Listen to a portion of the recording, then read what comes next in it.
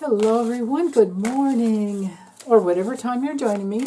This is your reading for Monday, January 13th, 2025, of course. And we do have the full moon coming in exactly, well, it's exactly legal today at 2:27 p.m. Pacific at 24 degrees of Cancer. So wherever 24 degrees of Cancer lies in your natal birth map, if you know your chart, that will be the house, wherever it lands, whatever house, or if it hits any hot points or joins up with any other planets, makes aspects to.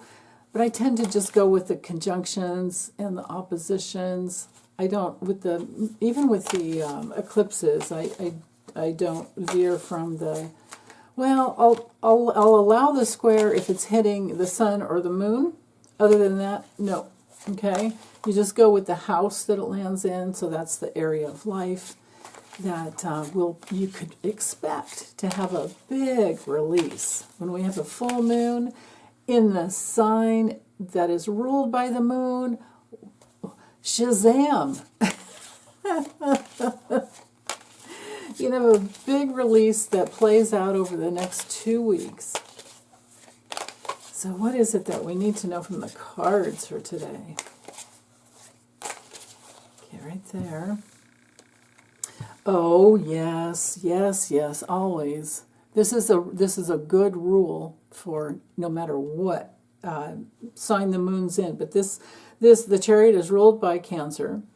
The Chariot has to do with, on the physical level, it has to do with our vehicles.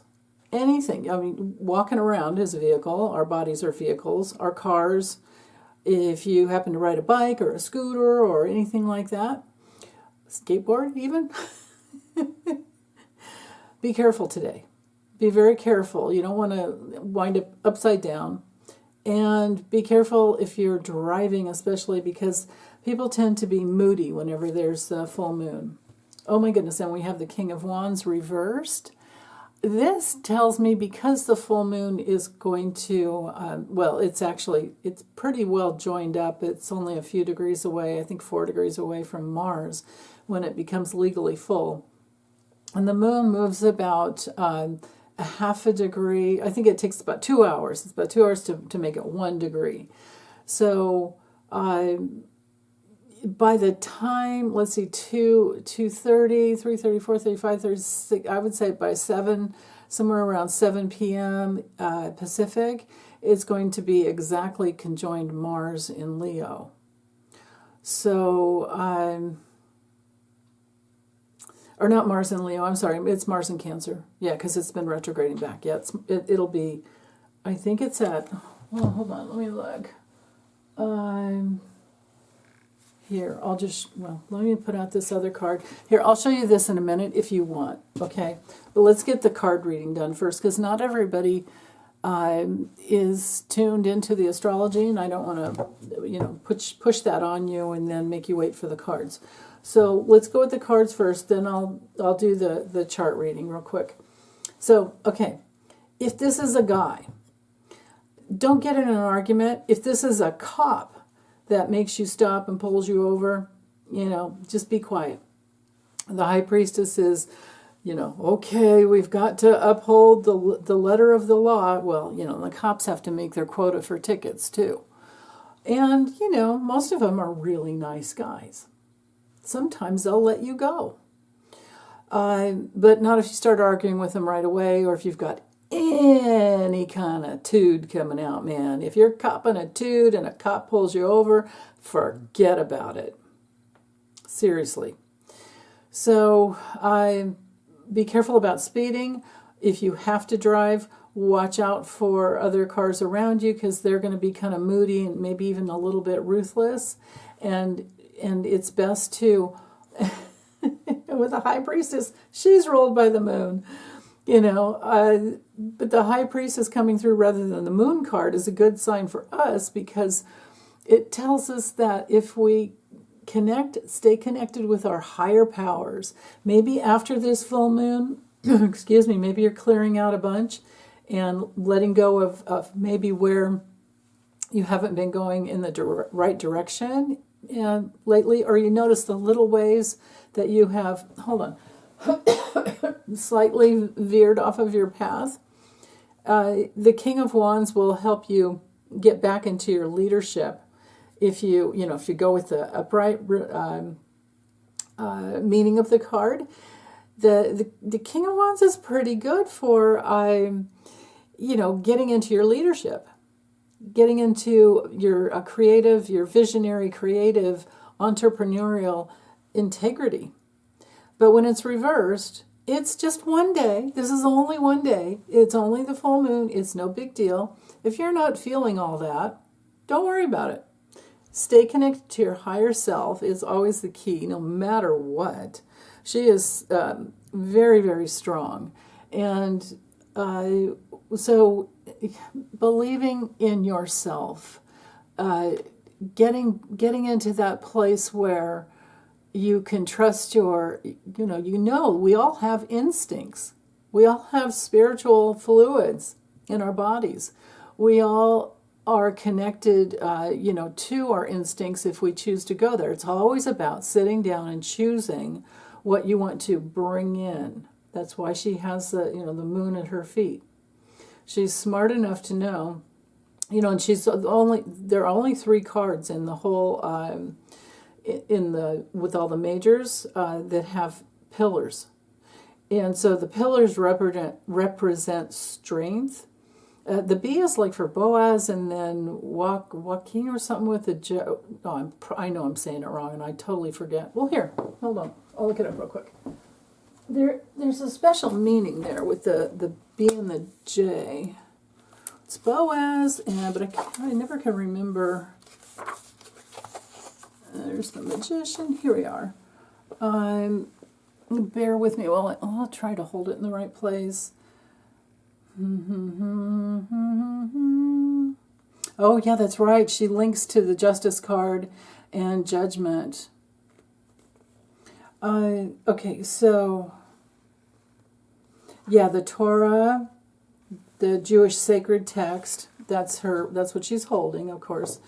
And, maybe it'd be better if I'll just let you look at the card and I'll read this once I find the B and the J. It's Boaz, and I think it's like Joaquin or something like that, or Joaquin. It can't be Joaquin, but we'll see. Oh, right, and then it speaks to, I love this book, The Ultimate Guide to Tarot by Liz Dean. I also love every single thing that the Amberstones, Ruthann and Walt Amberstone, they're really good teachers too. Oh, here it is. It's right in the beginning. High Priestess stands in an enclosed chamber or temple between 2 great pillars labeled B and J. Behind her is a veil decorated with pomegranates and date fruit. Yeah, that has everything to do with the abundance. But what does the B and the J? I know it's here somewhere. I thought it would be right there. I'll let you look at the card. Oh, here we go. The symbols. The initial B and J refers to Boaz, and here it is. It's kind of like Joaquin, but maybe it's Joaquin. I need my Cindy Loomis Torvey to teach me about the... or I would need to study the Jewish... the Hebrew sacred text. So anyway, here they're saying the names on pillars in the Temple of Solomon in the Old Testament. Oh, okay.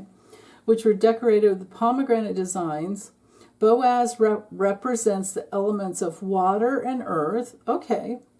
And Joaquin, fire and air. The pillars are black and white to show the duality, the male and female, darkness and light. Earthly and heavenly dimensions we could probably see here, the top of the pillars. The pillars form a portal to otherworldly experience. Oh, and here you go. A deeper experience of the self. That's what this is about. So I think on the spiritual level, these cards are telling us that we need to slow down with the Chariot reversed. Other meanings with the Chariot reversed have to do with, well, just control, you know. When it comes through reversed, we're worried about lack of control and direction and aggression and moodiness. And what we really need to do is just don't be moody, don't complain, but complain to yourself all you want. You know, we go through moods. The moon is all about moods. It changes every 2.5 days. It changes signs. So, you know, don't beat yourself up for your feelings. We need to process through feelings. That's what helps us to heal and be clear. So that in combination with the King of Wands reversed, I feel like on the spiritual level, these two, and it's amazing that we have two majors, right? With the King of Wands reversed, I just feel like the combo here has to do with, so bottom line, the main message is coming back to ourselves. But we do that sometimes by going through the past, because Cancer rules the past. Cancer rules the home. You know, whatever we've gone through on the emotional levels, and definitely it's all about emotional security. But when we have the, you know, the Chariot bringing that combo through reverse, I mean, this is, like I said, it's like, this is where we have to stay. Well, here, if I bring it upright, let's do it this way. That'll help. Notice the wings, the symbols here. We have the wings and the need to stay centered. Okay, centered and balanced is how we get into. It's how we move forward in life, coming from our spiritual guidance. Right, we've got that big 8-pointed star up on the crown there. And the stars above here. So this is about, the symbology here is about navigating and using your spiritual guidance to stay centered. And then from there, we're manifesting much more easily. When it's this way, we're coming from the ego that says, oh, so, you know, just silly things like, I don't have this, so I'm not good enough. Or, you know, equating your sense of self-esteem with what you have and what you don't have, or who loves you and who doesn't, or who approves of you and who doesn't. And that is just all a big old distraction from who you truly are. So let's bring them upright and look at it this way. If you're centered in who you truly are, which is your higher self, you will be in your own authority. You will be in your leadership, and you will have the vision to go in the right direction. Simply stated. Okay. All right. So let's see. Do I have to bring... Oh, ha! Wow. It fits. Fits perfect. Let me put this little box of cards back here. Oops.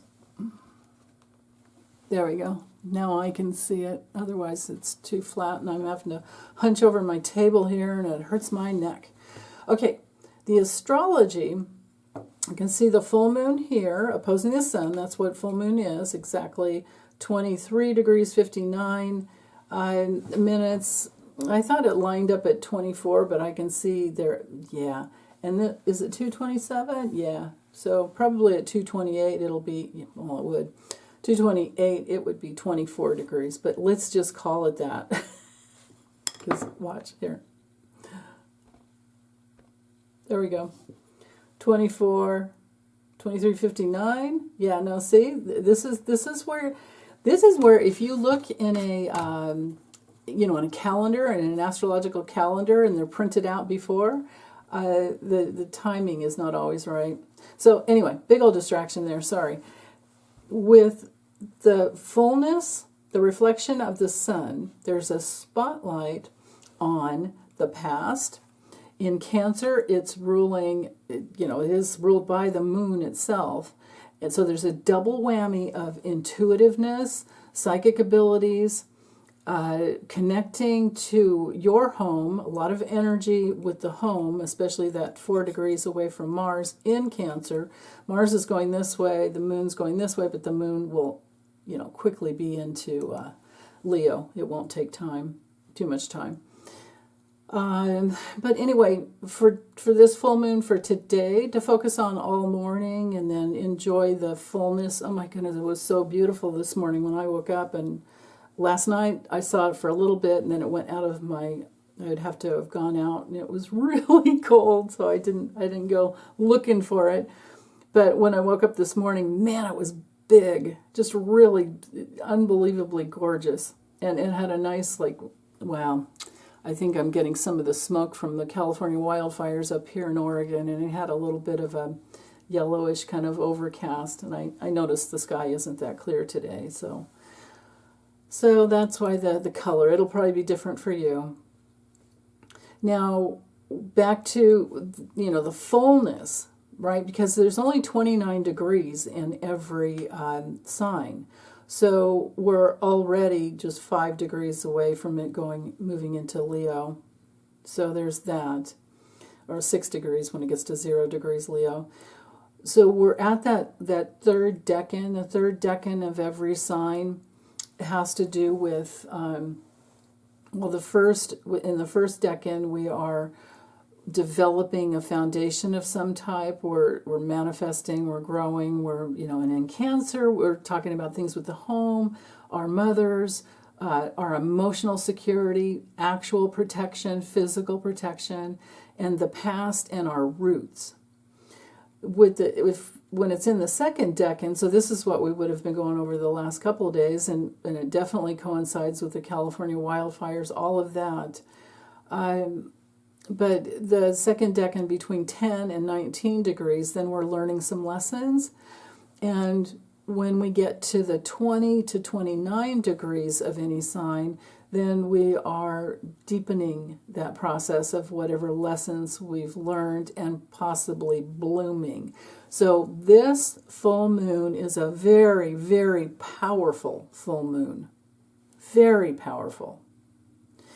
And we might have some detours and disruptions because of Mars connecting with, but it doesn't have to be a disruption. With this sesquisquad right here from Mars to Venus, Venus rules money. We are thinking more inclusively as to how we spend our money with Pisces. We are, we're thinking about things like, I left Facebook years ago, but now that Mark Zuckerberg has come out with his commitment to let go of fact-checking, and he's just going to let it be a free-for-all, so it's going to turn into a cesspool just like, Twitter was, and still now it's even worse with Mumpy guy at the helm. So I think this is the detour. So the energy goes with Mars, it's energy that moves towards something that we want, and in Cancer it is security. And if you care about actual real security, you're going to realize that love is your only protection, and love includes everyone. At least the divine spark and even the dark ones, you still love. If you love the forces of love, you love everything that is aligned with love. It doesn't mean that you hate the things that aren't, because that's duality. What you want to do is go to the place where you just notice, there's love and hate. There's love and fear. The fear is there just to try and cover up the hate. So there's no reason to fear, really. If you want to work on your fears, work on what you hate. Okay? That's the real deeper key to it. But it's hard to do, right? Because, the first thing you'll notice, however long you stay in your hate, the worse you feel. It gets worse and worse and worse, right? And then you realize there's no reason to do that, because a lot of what we hate is not even affecting us at all, except for it could be coming back towards us, right? Because wherever you go, there you are. And then you align. We are in, it's always the law of affinity, or some people call it the law of attraction. But So if you align with love, you're going to be okay. And I think that with Mars in Cancer, it's going retrograde. It'll go back to 16 degrees. But for this little journey, the deal is we're going to be understanding on our psychic levels and instinctual levels exactly how we are magnets, that we are literally magnetizing our life experience based on, what we focus on and how much time we spend there. Now, that doesn't mean you can't have negative thoughts. It just means that that's one of the gifts with the earthly realm is things manifest in our face, and then we get to decide, does this really have anything to do with me, or do I just need to turn off the damn news? Or is this person throwing a fit at me? Is that about them, or is it about me? Is there really anything there in it for me? You got to figure those things out, right? With the moon, with Cancer, the moon and Mars in Cancer, with this combo here, Cancer rules the tummy, rules the breasts and then tummy. So if you're more swollen or more sensitive, don't worry about it. It'll pass. You can massage. It's good. It's always good to massage anyway. And then those things will clear out, and the moon's going to move forward, and it's no big deal. So there's a lot of energy with the moon conjunct Mars and moving closer and closer and closer. It's literally 3 degrees away from Mars, so we're going to be feeling a lot. So trust your feelings and see where they're guiding you. And with Mars, with the trine to Neptune here, see how Mars at 27 degrees, Neptune's at 27. We have this I have this set. If I put the aspects back to standard, you would see a bunch. But I wanted to keep it simple. This is on the tight orb, so that's why you can see. The lines here are exact aspects, basically. So with Mars exactly trining Neptune, we are going to want to make sure, and I think that's why we got those cards, with the Chariot reversed and the King of Wands reversed, we really do need to focus on our safety. Start thinking in terms of, maybe the California wildfires has gotten everybody thinking in terms of, oh, you know what, I better make sure I do have enough, water in my car. I hate plastic bottles, but how else do you store some spare bottled water in your car, right? You need your go bags, things like that. We need to check them and make sure that maybe they need to be restocked, or maybe some things have expired and things like that. So it's all about safety and security. So let this full moon inspire you to not only bask in your higher self and really feeling connected to who you truly are, but then also to do some things around the house, especially in the next couple of days. But at least make a list and then get it done later, if you don't want to do it today. Because once you're prepared, once you're secure and prepared, then you can relax and have fun even more. Okay, and there's also this exact. Oh, did I don't know if I finished speaking to. I'm sorry. With Venus in. Just think. Remember, Venus is always about harmonizing something, but it can be indulging as well. It can bring up comparison values. It can bring up things that we want to gratify ourselves with. And in Pisces, we do need to be careful here about too much food or too much drink or too much anything, because with Cancer it's all about the tummy, and we have that beautiful trine coming from Neptune to Mars. So there's a lot of bliss over here, but that can turn into too much, and we've got the nodal shift has happened as well. So now we have the North Node in Pisces hitting up Neptune. These two are coming together tighter, and as the time goes by. So, but you can see the nodal shift has gone from Aries to Pisces for the North Node. So we're all headed towards more bliss, more spiritual connection, more mysticism. People may find a lot more relief in music, but it's all about spirituality, and it's ruled by Neptune, right? So we've got a double whammy going on here. Anything that is worth devoting yourself to, this is the perfect next year and a half for that. And but also, you know, Pisces can rule addiction. We have to be careful with those things, right? And we have to sometimes, well, we're more sensitive. We are all so much more sensitive when Neptune is in Pisces, and now with the North Node in Pisces, that will be occurring even more, so that there's more of an emphasis. The polar opposite, Virgo, so here's our nodal axis, Pisces to Virgos, and you're going to want to find this in your charts as well. With the South Node, so North Node is the future, South Node is the past. So wherever Virgo is landing in your chart, and the nodes go backwards, so they start at 29 degrees and they'll go back to 0 of the sign.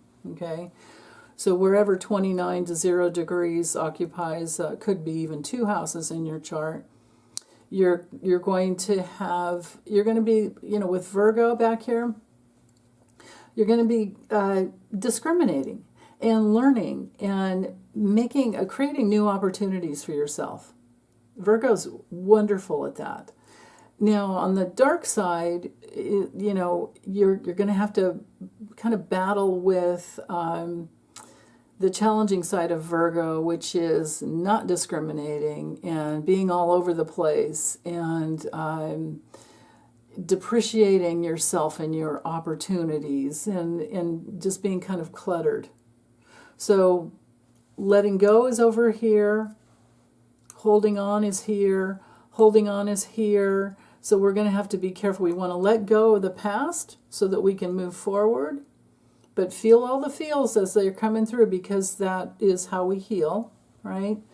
And with the North Node in Pisces, again, wherever that, you know, we're that 29 degrees, and then over the next year and a half, back to the 0 degrees, whatever house or houses this occupies, or if they hit any personal planets, this will be an important, you know, journey for you. Pisces is a wonderful experience. It will help art. It will help all psychic abilities. It will help our visionary. You might find it just easier, so much easier to envision what you're working on bringing in.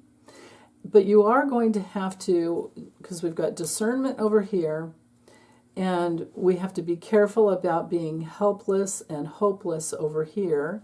Pisces is good for empaths, but you're going to have to learn how your body works with those empathing abilities. And you can hit me up for a reading or a session to help you work through that if you want. Because once you have it, it's just like it'll last. I mean, it's so wonderful to know how what your body is trying to tell you when certain situations arise. So with Pisces, we want to be careful about blaming others. We're going to be going through some pains sometimes around other people not considering how we feel. That's a valid pain to feel. And then with the Virgo polarity over here, we're going to notice all these little details. And we're also, with the Virgo, we're going to need to let go of perfectionism. Virgo in the highest level is divine order, but what we're dealing with here is letting go of the need for perfection, because everything arises at the perfect time for us to deal with. So let's make use of it, because one of the higher levels of Virgo is usefulness. But if you think you have to be doing this, and this all the time, and you're, then that's going to be a little too much, because Virgo does rule our health. It also is more of an inward sign where we don't mind being alone, but there can be pain if you don't feel that you're valued, and there can be pain if you feel like you're going into chaos. So holding that right middle, way of opening to your spirit, opening to your higher self. Remember, remember, oh, okay, and then from there you'll get the details, you'll get the guidance, and however it comes through for you is your special way. And it depends on some people were just born with that. The clairaudience, or some people were like that might be the easier way for some people, and then you develop into your clairvoyance, but everything leads to empathing, where all the chakras are open, all the clairaudience, or the clairs are open and available. But that doesn't mean that when you're empathing, everything's open and you feel in certain areas of your body and you have to learn what that means. But when it comes to, getting things in dream time, I mean, that is clairvoyance, right? So your spirit is hooked up that way too, but you might not always see, right? We can go back and forth. So other important aspects to notice for the day, for the 13th, is this aspect of the architect here. And this is hooking up with, see the exact 23 degrees here from Uranus over to the moon? So I would jump on this opportunity all day, because this is the moon to Uranus with, my goodness, from Cancer to Taurus. We're talking psychic, empathic abilities in the body that you can wake up to, be more aware of with Uranus. And then the trine to the sun can be, again, like deep in your core, deep in your bones, because the sun's in Capricorn, ruled by Saturn. And Saturn's in Pisces, and we've got this little semi-square here from Pluto to Neptune, which is actually pretty good for helping us to, to be in our spiritual centers and find more power in our. That's the thing. When you're hooked up to who you are, there's just nothing that feels better than that. You will feel your connection to all that is loving and full, and you'll feel peaceful and calm. So any way you want to try to enter that, find the doorway in, or the window, and then open it, and then you find another door, or one door, and there's another door, and then you're in the center. However you go, for me, it's deep breathing, getting all the way into my body. Then I feel centered and peaceful, and then I can go wherever I want. So for me, that's the way. So whatever way works for you. But then back to, I started off with the square over here. So Eris is more powerful than Pluto, because she takes 556 to 558 years to get around the zodiac. We were all born with Eris in Aries, but the older you are, the earlier degree it would have been in. But anyway, she's like the kick butt feminine. She's like the Joan of Arc kind of energy, where she knows who she's connected with, which to her, she felt it was God. She was willing to, fight a war and a battle for it. And of course, she had a terrible ending to her life. But it's that energy of independence. When it's in Aries, Eris, E-R-I-S, in Aries, which we're talking independence. For Aries, the highest level is trusting your instincts, moving forward in your own independent light, and you belong to yourself. You belong to yourself. You don't abandon yourself. No matter who abandons you, you never abandon yourself. And you do that by feeling all your feelings and staying with yourself in the process. So with Eris here, there's a lot more courage for us to not even abandon each other. Us women especially need to stick together with this, so-called new administration coming in. Whew. But anyway, that's the square, because she's here in a T-square and squaring exactly the sun, and tomorrow it will be in there as well. Well, 24, yeah. Today and tomorrow, or Monday and Tuesday. And then so she's in T-square between the two luminaries. So there's a major focus on her. It's about independence, your psychic abilities, trusting your feelings, and being self-responsible. Capricorn is all about being self-responsible. Okay? If we don't go there, and those who don't go there, they are going to feel victimized, and usually they blame others. Usually the victimization comes in because they didn't take self-responsibility in the past, and now they want to blame someone else. But it's a very human thing. That's a normal human thing to just blame. But, if you want to grow, you have to get out of that. So I guess we can just send those people a lot of light and try to send them as much love as possible so that they can grow up. The other aspect here that's important, and then I'll close this up, is, because this one's longer, it's moving, Jupiter's retrograde. It's going to go direct. When does Jupiter go direct? I think it's, I'm recessing my brain here.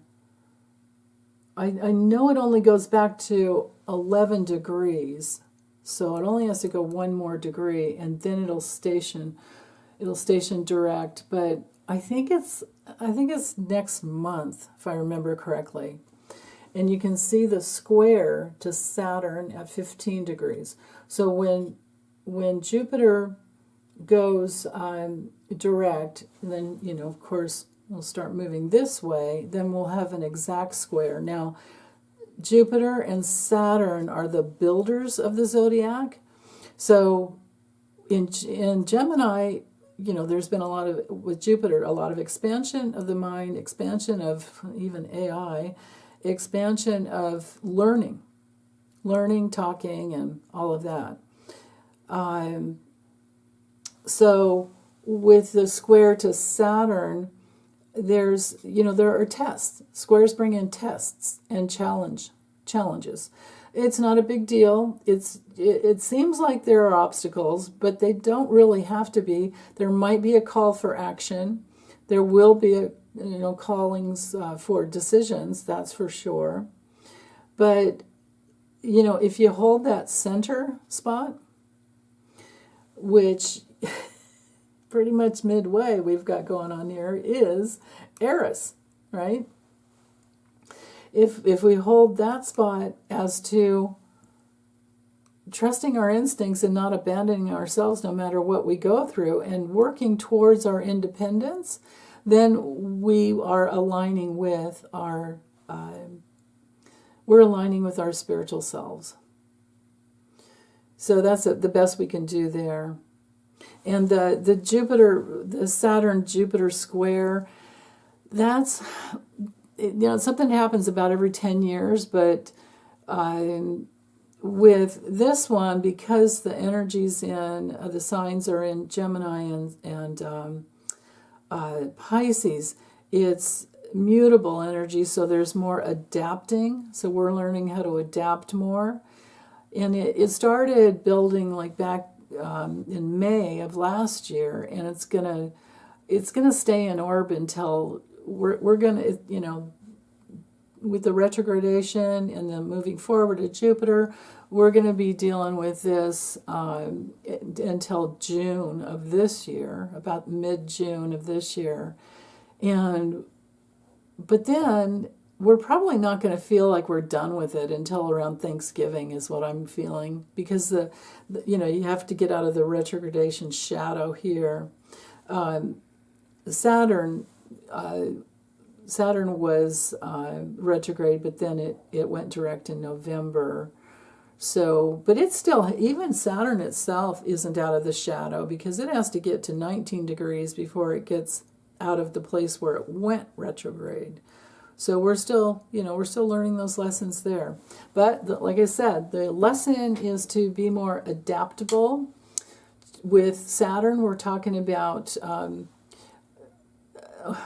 evaluating, like, what can you really do? We want to be careful with Jupiter and Gemini. We want to be careful about overcommitting. That's also a lesson of Saturn as well. Every time I think about commitment and Saturn, I think of what Stephen Colbert said. It had to have been one of his writers, just geniuses. He said, you got to be like Saturn and put a ring on it. So wherever Saturn is in your chart, that is where you are trying to master an area of your life, and commit. Committing to that, committing to whatever it is that is your lesson, that will be embodied in Saturn. And with Jupiter square, there are all these opportunities coming in, even though they won't feel like opportunities, because they're going to be decisions and tension points, and you got to be in the middle and figure out which way you want to go. But it's going to have to do with healing, okay? Healing your thoughts, healing the way your mind works, healing how you communicate with Jupiter being in Gemini. So be careful about saying, oh, okay, yeah, I'll do that for you, without considering how it will affect you physically, and give yourself lots of extra room and time and space with things that are really important, especially before you commit. Because in Pisces, again, remember, with this stellium in Pisces, we have an incredible amount of energy in the realm of being much, much more sensitive. But it can help us heal, it can help us flow, it can help us spiritualize the opportunities and fulfill ourselves. Okay?